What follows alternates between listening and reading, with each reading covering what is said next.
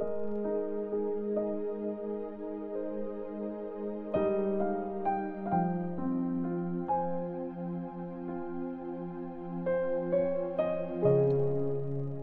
Corinthians chapter 8. Pagbibigay sa Diyos.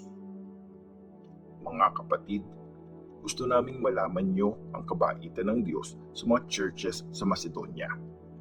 Nakaranas sila ng matinding pagsubok, pero masayang-masaya pa rin sila at sobrang mapagbigay kahit gipit na gipit din sila. Sure ako na nagbigay sila sa abot ng makakaya nila.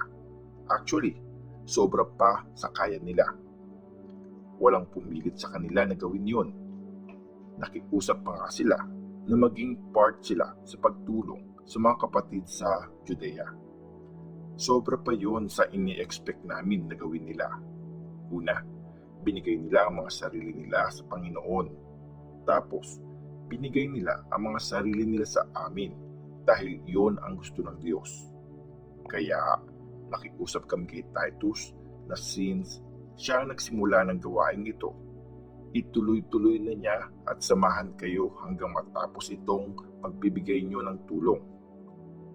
Magaling na kayo sa lahat ng bagay, sa pananampalataya at sa pagsasalita. Marami na kayong alam. Masipag kayong tumulong at mahal na mahal niyo kami. Ngayon, dapat maging mapagbigay din kayo. Hindi sa inuutusan ko kayo. Sinasabi ko lang sa inyo kung paano mag-effort yung iba sa pagtulong para matest ko kung gaano katotoo ang pagmahal nyo. Alam nyo kung gaano kabait ang Panginoon nating si Jesus Christ. Kahit na mayaman siya, naging mahirap siya para sa inyo para gawin niya kayong mayaman sa pagiging mahirap niya. Tingin ko, mas mabuti kung tatapusin nyo yung pag-iipon ng offering na inumpisahan nyo last year. Kayo ang unang gumawa nun. At hindi lang yun, kayo din ang unang nakaisip na gawin yun. Kaya, sige, tapusin nyo na ang inumpisahan nyo. Kung gaano katindi ang effort nyo nung pinaplano nyo to, ganun din dapat sa pagtapos nito. Ibigay nyo ang tulong na kaya nyo. Kasi, kung gusto nyo talaga magbigay, tatanggapin ng Diyos kung anong meron kayo at hindi niya hahanapin ang wala sa inyo. Hindi ko sinasabing dapat gumaan ang buhay ng iba at mabigatan naman kayo. Pero since mas nakakaluwag kayo ngayon, patas lang naman na tumulong kayo sa mga nangangailangan. Tapos, pag kayo naman ang nangailangan at sila naman ang nakakaluwag, matutulungan nila kayo. Kaya patas lang kayo. Gaya na nakasulat sa Scripture, yung mga kumuha ng marami, hindi lumabis. At yung mga kumuha ng konti, hindi kinulang. Si Titus at ang mga kasama niya. Salamat sa Diyos. Dahil sa Kanya, kaya naging concerned si Titus sa inyo kung paano concerned din kami sa inyo. Hindi lang niya pinagbigyan ang request namin. Nag-volunteer pa siya na pumunta dyan kasi gusto niya talagang tulungan kayo.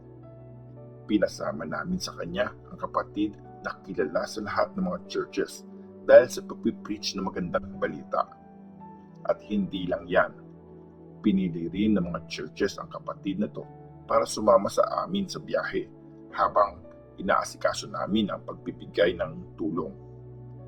Ginagawa namin to para magbigay ng papuri sa Panginoon at ipakita na gusto talaga naming tumulong.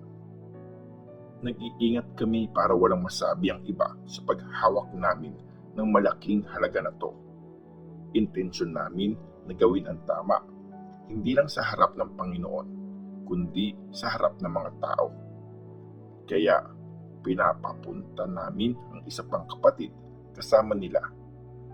Nasubok na namin siya ng maraming beses at nakita namin na gusto niya talagang tumulong. At lalo pa niyang gustong tumulong ngayon kasi malaki ang tiwala niya sa inyo. Si Titus naman, kasama ko siya sa pagsaserve sa inyo. yung dalawang kapatid na kasama niya, mga representative sila ng mga churches na nagbibigay ng karangalan kay Christ. Iparamdam niyo sa kanila ang pagmamahal niyo para makita ito ng mga churches at malaman nila kung bakit namin kayo pinagmamalaki.